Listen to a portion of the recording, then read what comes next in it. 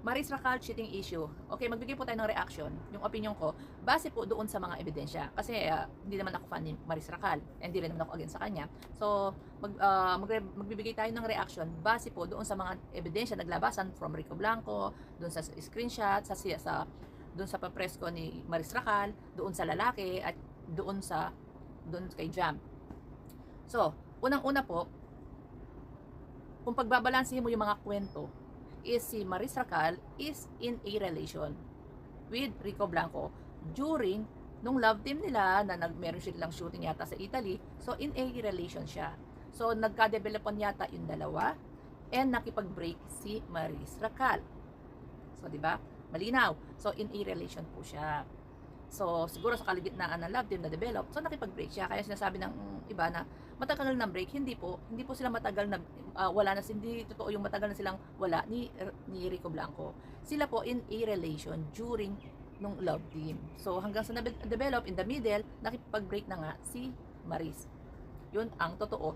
Kung babalansehin nyo yung mga interview nila, yung mga kwento nila, yun na rin screenshot. Ganon din yung lalaki, yung Anthony kay Jam.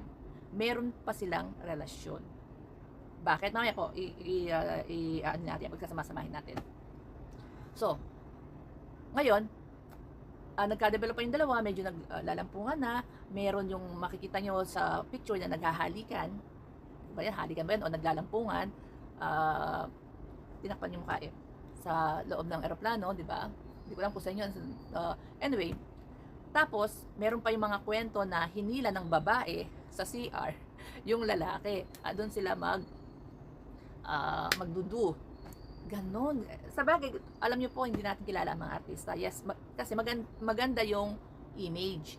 Yun yung pinoportrait ng kanilang handler na kailangan maganda ang image nila, innocent, 'di ba, pabebe, pero hindi po natin alam talaga yung tunay nilang buhay. So, like nga ito, CR Queen na tuloy ang tinawag kay Maris, 'di ba? CR Queen. And meron pa yung isinali na daw yung corona ni Andrea kay Maris, pero hindi ko kasi alam yung story noon. Hindi ko naman kasi ako maano sa artista. At ang nakakalungkot dito, yung 7 years na relation ng lalaki sa babae in a short time period, 3 hours. Sabi nga nila, ano ba tawag doon kapag nag-hotel ka, yung short time, 3 hours lang. Pinagpalit niya yung 7 years sa 3 hours. O, diba? So, ngayon, eto na. Pati nga kay Boy Abunda, doon sa papresko ni Maris. Ang sabi nga ni Boy Abunda, naniniwala siya, pero meron siyang doubt na nagsisinungaling si Maris. Ako po, doon sa preskon ni Maris, scripted talaga.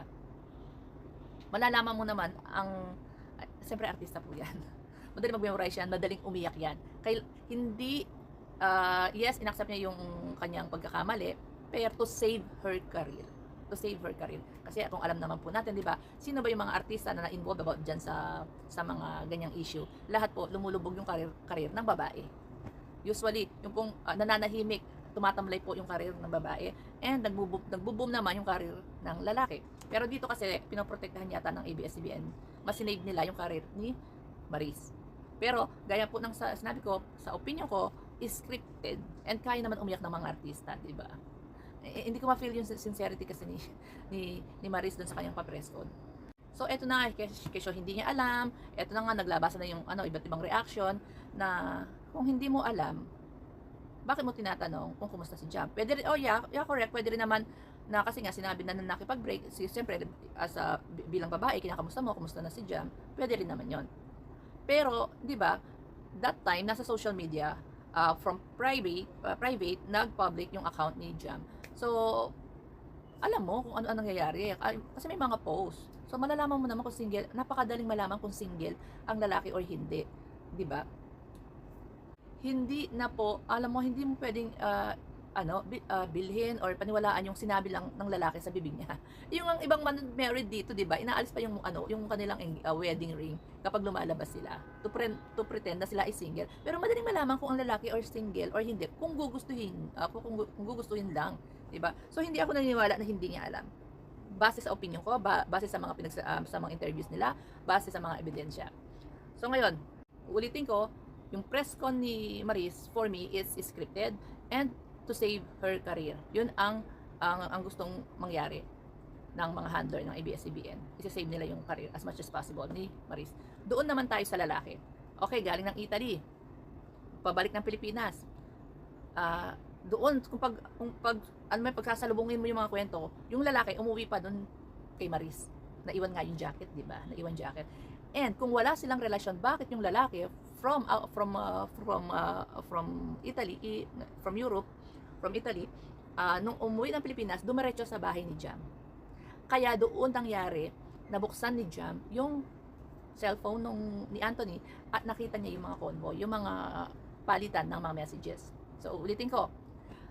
Umuwi, galing from ibang bansa, umuwi yung lalaki kay Maris muna. Kaya nga naiwan yung jacket, di ba? So, tapos, umuwi kay Jam. So, it means may relasyon. May relasyon sila. Di ba? Umuwi kay Jam, kaya nabuksan yung cellphone ng lalaki, nakita yung mga usapan nila na intimate. So, it means in a relation yung lalaki. O, napakasimple. And sa image, doon tayo sa image naman ni na image ni Maris. No? Doon sa image ni Maris, hindi mo iisipin, di ba? Iisipin na yung kanyang pinoportrait na character, ganyan pala, sabi nga nila, malibog daw. Sabi nila, malibog. Sino ba ang taong ang walang libog, di ba? Pero at yung young age niya na yon is para sa akin, na-over yata.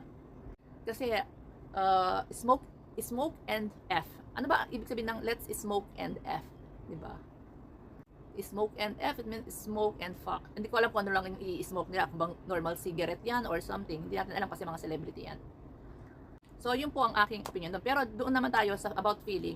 Yes po, bilang isang babae, kapag nalaman in a relation ka and nalaman mo nag-cheat yung lalaki, masakit. Masakit. Sometimes hindi mo na naiisip yung consequences na mangyayari dahil doon sa galit mo na parang you feel betrayed, 'di ba? So, nandun ako sa side ni Jam. Para po sa akin bilang isang babae na kung ako man ay maloloko. Masakit sa both part ni Rico Blanco at saka ni Jam na pareho silang in a relation and during those love team is nakipag-break yung both na celebrity para dahil daw na develop. So, it means kagustuhan talaga nila. Kagustuhan nilang ma-develop, 'di ba? Kung talagang mahal nila yung mga karelasyon nila, walang ganun, 'di ba? Kung talagang 7 years si Rico Blanco ba, ilang years ng karelasyon si Maris, 'di ba? So, yun lang. Para sa akin, sa isang lalaki at isang babae, kung talagang gusto nila maglalandi sila at marami silang excuses. Marami silang, wala na kami, nag-break kami, di ako masaya, kaya I'm in a dark place. Marami pong excuse kapag gusto mo talaga maglandi. Pero siyempre, doon tayo doon sa taong nasaktan na talagang nasa relasyon and na-betrayed doon sa kay Rico Blanco at saka kay Jam. So, yan po ay aking opinion base doon sa mga ebidensya na naglabasan sa mga interview at press con nung apat na tao na involved. So, don't forget po to follow and subscribe.